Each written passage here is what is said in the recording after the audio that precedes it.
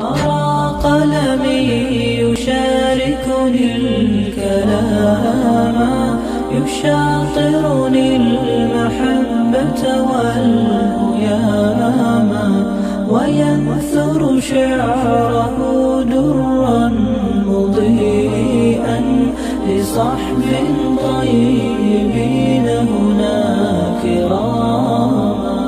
لهم في الجوف حب قد تناما، وفي وسط العيون لهم مقاما. تجمعنا بدوح العلم ناحيا، وذي الآمال تمنحنا احتراما. أهلا وسهلا بكم مرة أخرى. ولتبسيط هذا الموضوع أكثر معنا الأستاذة ابتسام كمال. أولا وقبل كل شيء السلام عليكم. شكرا على قبولك هذه الدعوة. شكرا لكم. كما هو معروف ومعلوم أن كثير من النساء بعد الولادة يعني يعتمدون على حليب ما يسمى بحليب الصيدليات، ولا يرضعن أولادهن، ويجهلن الفوائد الكثيرة يعني من الرضاعة الطبيعية. فما هو جوابك وما هي يعني النصيحة النساء؟ بالفعل سأتحدث من منظور علمي. وبالنسبة للنساء أغلبهن يعني يرتبطن بفكرة ربما خاطئة، هي أن الحليب الأم أو الرضاعة الطبيعية لها منافع تقتصر فقط على المولود. بالعكس، الرضاعة الطبيعية لها فوائد أيضا على الأم. بالنسبة للأم يعني عندما نتحدث عن الرضاعة الطبيعية نتحدث عن أن الطفل يقوم بتحفيز غدد الثدي. هذا الشيء كيساهم في تقلص إفراز هرمون الأوكسيتوسين اللي كيساهم في التقلص ديال الرحم. وهنا كنهضروا على الشفاء السريع ديال الأم بعد الولادة. كاينين فوائد اخرى بالنسبه للمراه، من ابرزهم تقلل الاصابه بالاضطرابات النفسيه. كنعرفوا باللي العديد من النساء بعد الولاده كيتصابوا بواحد الاكتئاب خفيف، هو اكتئاب معروف من بعد الولاده كيصاب به بعض الامهات. الرضاعه الطبيعيه كتساهم بشكل كبير بتخفيف او لا يعني كتخلي المراه كتوقيها من الاصابه بهذا الاكتئاب. علاش؟ لان المراه اثناء الرضاعه هي كتكون قريبه بزاف من المولود ديالها، وكنشوفوا هذا الشيء مرة ملي كتبدا ترضع الابن ديالها، دونك كتبدا تهضر معاه، كتبدا تضحك معاه، كتحاور معاه، وبعض الاحيان كتخلق معاه واحد الوضعيات اللي هي كتساعدها انها تخرج من اي ضغط نفسي، وبالتالي كتحميها. كاين ايضا عامل اخر اللي هو عامل فقدان الوزن، وهذا الشيء خص كسيدات تعرفوه. كنعرفوا باللي اثناء الحمل المراه كتاخذ واحد الوزن ما يقارب 12 كيلو تقريبا. فبعد الحمل كيبقى زياده الوزن عند المراه. من بين اهم العوامل نقص الوزن عند المراه هي الرضاعه الطبيعيه، بحيث كتحرك 500 سعره حراريه اثناء الرضاعه. كاينين ايضا ما نساوش باللي الرضاعه الطبيعيه هي من بين اهم اسباب تاخير الاباضه والحيض، وبالتالي كتعتبر باغمي لي ميثود كونتراسيبتيف، يعني تقدر تعتمدها كوسيله من وسائل منع الحمل. يعني هي كتقوم بالارضاع ديال الابن ديالها، وفي نفس الوقت كتعتبر كوسيله من وسائل منع الحمل. وعلى المدى البعيد ما نساوش باللي الرضاعه الطبيعيه هي ايضا كتساهم، يعني كل ما المراه كانت كتستعمل وكتلجا للرضاعه الطبيعيه كل ما كتكون نسبه الاصابه ديالها بسرطان الثدي والرحم كتكون قليله. وعاد نقطه اخرى اللي ما خصناش نجهلوها، واخا كتبان بسيطه، هي التوفير الاقتصادي. يعني مادام انا كنرضع الابن ديالي رضاعه طبيعيه فكنوفر لبيتي. هذا فيما يخص فوائد ديال المراه، يعني الرضاعه الطبيعيه على المراه. دابا نجيو للفوائد للطفل اللي الام حتى هي خصها تعرفها باش تعرف بلي الوليد ديالها كيستافد من داك الحليب، وباللي واخا تستعمل الحليب الصناعي راه مؤكد ما غاديش توصل الفوائد اللي كاينه في الحليب الصناعي، لان صنع الهي وفيه فوائد كبيره. الا جينا نتحدثوا عليها غنهضروا مثلا على تحسين الجهاز الهضمي ديال الطفل. كنعرفوا لو نوفوني فاش كيتزاد مازال ما عندوش واحد يعني الجهاز الهضمي ديالو ما مهيئش لاي نوع من التغذيه غادي يدخل ليها. فوالا يعني مازال خاصو شحال من حاجه، وابسط الحوايج ممكن تاثر في الجهاز الهضمي ديالو. بالتالي الرضاعه الطبيعيه لاحظنا اغلب الاطفال اللي كياخذوا الرضاعه الطبيعيه كيكونوا قليل فين كيصابوا بلي دياغي ولا بامراض اللي كتكون متعلقه بالجهاز الهضمي. ان الحليب صحه جيده، فوالا الحليب الطبيعي ديال الام كيكون فيه جميع المكونات، اهم كيكونوا فيه دي زونزيم. هاد الانزيمات اللي كتساهم بشكل كبير انها ما تخلي حتى مشكل يوقع في الجهاز الهضمي، كيكون المرور ديال التغذيه والاستفاده ديال الطفل منها كيكون مشكل كبير. نهضروا على الجانب من ناحيه المناعه، هذه نقطه مهمه جدا. الوغ لو نوفوني فاش كيتزاد ما كتكونش عنده مناعه، يعني ما عندوش واحد الدفاع مناعتي ضد الجراثيم وضد البكتيريا. في الحليب الام كيمر واحد لي زونتيكور، كيمروا مضادات الاجسام كيمروا من الحليب، كيتبنى عنده واحد شويه من المناعه اللي كيخليه واخا فتره ولو قصيره ولكن لا يستهان بها انه تكون عنده قدره يواجه البكتيريا ويكون ممنع ضد البكتيريا. ونقطه اخرى اللي هي ان الحليب الام هو غذاء شامل للطفل، غذاء شامل يعني فيه الماء، فيه كل شيء، كل ما يحتاجه الطفل والعناصر الاساسيه اللي ممكن الطفل يقلب عليها باش ينمو وباش يكون النمو ديالو سليم كاينه في الحليب الام. يعني ما يحتاجش نقلبوا عليها في بلايص اخرى، عكس حليب الصيدليات ما كتوصلش لهذه الشموليه اللي كاينه في الحليب الطبيعي. فمثلا الحليب ديال الام فيه 87% ديال المياه، فيه 7% من السكريات و4% دهنيات، وكاين نسبه البروتينات والفيتامينات. يعني هادو كلهم اهم المكونات اللي كيحتاجهم الطفل، وهادو هما فوائد الطفل يعني على المدى القريب كتبان لنا وفي ديك الفتره. كاينين فوائد اخرى اللي الام كتلاحظها من بعد وكيتم الملاحظه ديالها على مدى بعيد. مثلا ان اكثر طفل اللي كيرضع 6 شهور على الاقل كيكون ممنع ضد الامراض المعديه، ممنع ايضا ضد الامراض المزمنه، وكيكون تطور القدرات الذهنيه ديالو كيكون بشكل جيد، كيكون عنده تطور ذهني جيد. شكرا لك على هذه التوضيحات. والآن ننتقل إلى الولادة يعني بشكل تطبيقي. يعني مثلا ما هو الوقت المناسب لإرضاع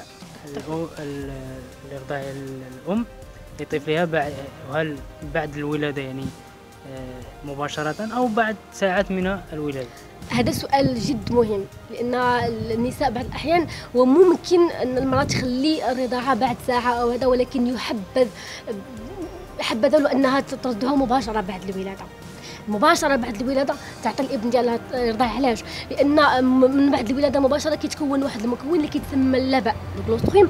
هذا اللبن هذا كيكون غني اكثر بمواد مهمه اللي كيحتاجها الطفل ديالو في الساعات الاولى من الولاده ديالو. فبالتالي هذه النقطه ثانيه ان الطفل خاصو يهيج الغدد ديال الثدي ديال الام. داكشي علاش بعض المرات الام كيوقعوا في واحد الخطا، كتقول لك ما فيهش الحليب بزاف دونك ما نعطيش الطفل ديالي يرضع ديك الساعه. بالعكس، هذاك الحركات ديال الفم ديالو مع الحلمه ديال الثدي هي اللي كتساهم بتشكل الحليب، وبالتالي واحد الافراز ديال واحد الهرمون البرولاكتين اللي مسؤول عن ادرار الحليب في الثدي ديال الام. يعني كل ما عطاتو يرضع مباشره بعد الولاده كل ما هو كيلقى الحليب من بعد فوالا وكيتم الانتاج الحليب. السؤال الثاني: ما هي الحالات التي لا يجب على الام ارضاع ابنها بعد الولاده؟ بالنسبه لهذا السؤال هذا كيكون حالتين بجوج، يا اما الا كان وجود خطر على صحه الطفل او لا وجود خطر على صحه الام.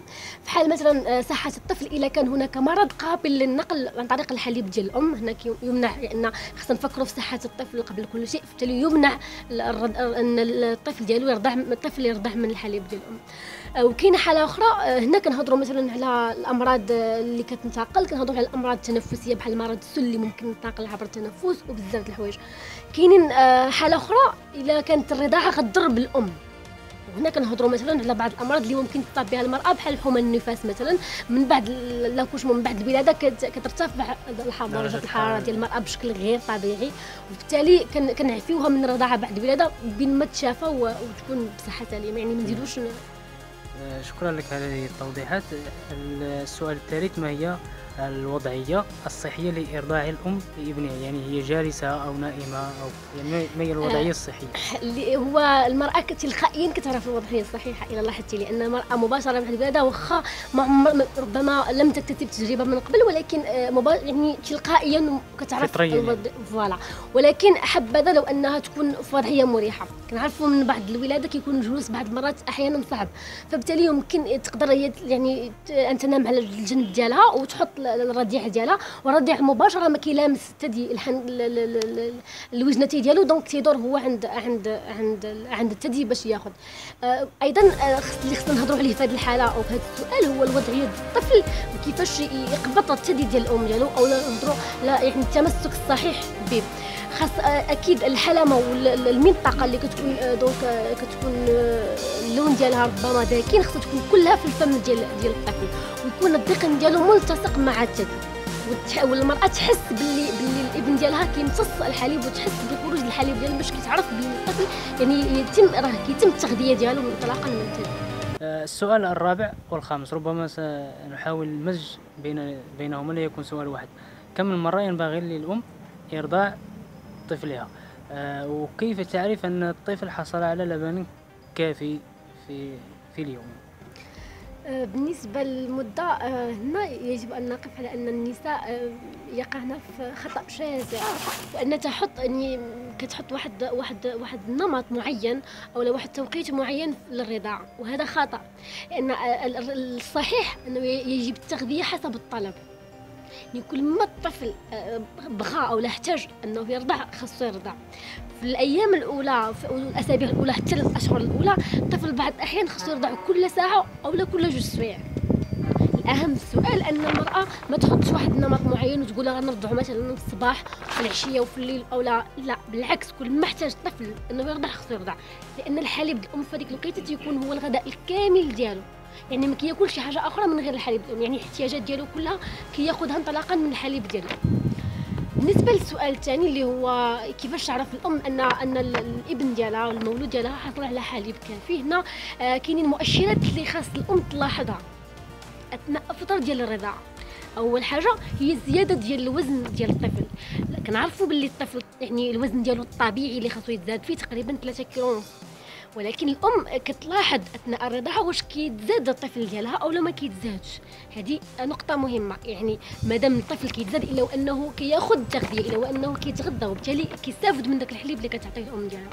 ثاني حاجه تلاحظ الحفاضات، يعني الحفاضات ديال الطفل خصها تكون مبتله بشكل تقريبا يعني 3 مرات هكا في النهار، باش تعرف باللي يعني كيتم الوظائف الطبيعيه ديال الجسم كتكون بشكل طبيعي، الهضميه وغيرها. فوالا.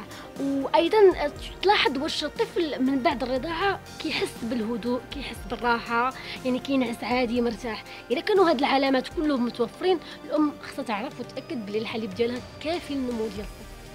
شكرا لك على هذه التوضيحات شكرا لكم على الاستدعاء، ومحتاجين بزاف مثل هذه البرامج اللي تزيد التوعيه في المجتمع ديالنا ان شاء الله تعالى. وشكرا لك كثيرا، زاد الله في علمك ان شاء الله والتوفيق لك ان شاء الله، ونراك ان شاء الله طبيبه ودكتوره ان شاء الله في هذا المجال.